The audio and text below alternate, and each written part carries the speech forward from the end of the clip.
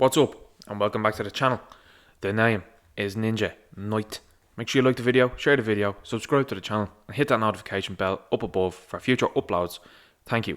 So here we have Mando Monday reveal from Hasbro Pulse, and they're talking about the dark saber from the Black Series Force FX Elite Lightsaber. This is something that I find personally I think is quite expensive. It's $250 for this item, and it looks a lot slimmer than your average lightsaber, so I'm curious to see what exactly is going to be the gimmick with this one in terms of why is it worth $250 essentially. This is something that's a hot commodity. It's a big property now at the moment in The Mandalorian, and as we can see here, the dark saber here looks quite nice. It does. It stands out now an awful lot, and I think Hasbro probably understand themselves that an awful lot of people will want this, because this is something that is wielded by a number of individuals within the Star Wars universe. Ironically, in the old trilogy, makes no appearance, nor does anybody care about it. So I think, injecting this sort of stuff into the old trilogy is quite a strange move. But again, you're dealing with some people there that don't really know what they're doing in terms of Star Wars. But here we have the darksaber itself, and it looks quite nice. It is essentially a black blade with a white outline, and I think overall it does a good job at doing that. Here we have then, it's showing some sort of supposed clashing effects, and yes, it looks nice, yes, it looks good. However, it doesn't really alter too much from what it actually looks like. The hilt comes off away from the saber, and you can display it, which I think looks really nice, and I think a lot of people probably will display it like that rather than have the saber within it. But I think that there will be a number of people that will want to use this for cosplays and different sort of things that they want to do, potentially even for some photo shoots and stuff like that. One thing I'll say about the Force FX lightsabers is they look very accurate to what you see on screen. There's a very nice weight to them as well too. So I do think that probably, if you're going to buy this, I'd say 250 is a little bit steep. I think maybe a little bit cheaper, and I think you'd be talking about a deal there. I have a Darth Vader FX lightsaber, and I absolutely love it. I think it's fantastic. But again, Darth Vader is probably my favourite character in Star Wars, aside from who else we're going to look at now in a moment. So I think if you're a big fan of this, definitely go for it. I think if once they make it, they'll probably re-release it some way down the line. But I think it will be a very popular item whilst it comes out. I do expect to see people try to pre-order this one and sell it for quadruple the price maybe if they're going to get the chance later on down the road. Next up then we have Boba Fett. So this is something for Season 2 of The Mandalorian. Boba Fett reclaimed his armour and then gave it a new paint job. Now I have to say, this is kind of an odd one for me, because I don't really understand why the character decided to repaint his armour within the show. Why did he not do that in the original trilogy? And he's doing it now in the show. It's very easy to understand why he's done that and why the show have done that. And it's purely down to marketing and merchandise.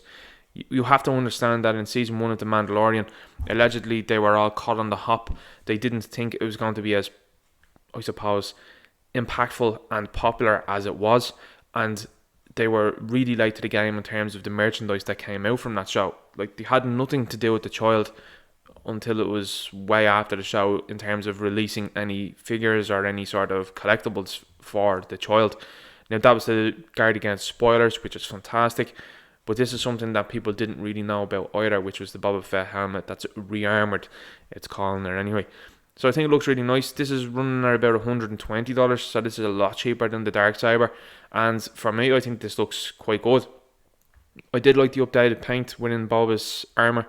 And I have to say, like, anything that's Boba Fett or Mandalorian helmet wise, I absolutely love. I would really love a Jango Fett helmet now, because he's been so impactful to the Star Wars universe purely by being the character that's the template for the clones. He also has Boba Fett as his son. I think that this is something that I would love to see. So I would say that they'll probably fill in the gap here, and then they will re-release this then as Jango's helmet, just repainted, because I can't see Hasbro redoing the helmet to make it closer to Jango's. I think they will just repaint it personally. So here we have the helmet here. We still have some showing of silver throughout its helmet. It's revealed that this is Beskar, so that's quite interesting. He's decided not to fill in the hole here for the helmet. Will we get to see why the hole is there? Possibly, possibly not. I'll have to wait and see on that one, I'd say. And as you come along here, you can see that the paint is very, very nice, and there's some new type of scratches that are going along here, and then you have this rust effect that's going along here. I think this is trying to simulate maybe acid, purely because he was in the belly of the Sarlacc. This is something that I hope that they explore in his own TV show, and I suppose we'll wait and see on that one what happens with that. But I think overall it looks nice as a helmet. I think the original helmet that came out was quite nice. It is very accurate to how it looked on screen. I'm surprised that they didn't have maybe an Empire Strikes Back versus Return of the Jedi helmet released yet, but the Return of the Jedi is coming up on an anniversary, so I suppose they were trying to get this one out of the way first.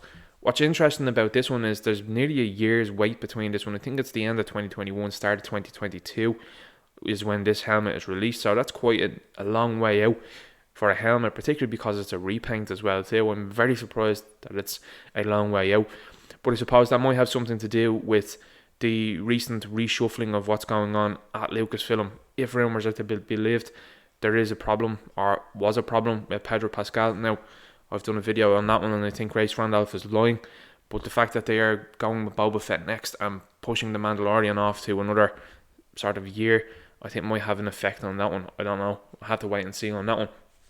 Overall, though, I think the helmet looks really nice. It's something I will be purchasing. Look, I'm not going to lie. Anything that's to do with a Mandalorian helmet, particularly with Jango Fett or Boba Fett, I'm all in for. Anything else outside of that, though, I do have to be very wary of and think about, well, if I'm going to buy that or not. I think if Hasbro are wise now, this is fantastic. I think they should go with a Commander Cody helmet quite soon. I think that would be very, very popular. And I think, obviously, it's a no-brainer then as well, too, to do Captain Rex's helmet. Anyway, I'm going to leave the video there. Make sure you like the video, share the video, subscribe to the channel, hit that notification bell, and I'll talk to you later. Good luck.